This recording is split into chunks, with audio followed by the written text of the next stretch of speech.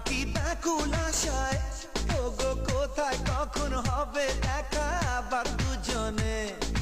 সব ভুলে যাই আমি তোমায় ভেবে, শুধু মনই জানে কি কারণে প্রতিটি ক্ষণে।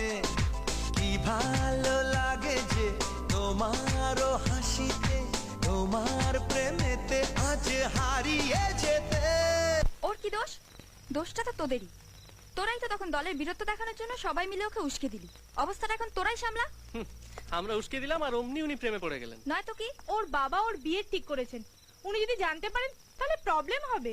তুমি ওর প্রবলেমের কি জানো? আমরা জানি, বুঝলে, আমরা জানি। সেই ছোটবেলা থেকে ওকে দেখছি।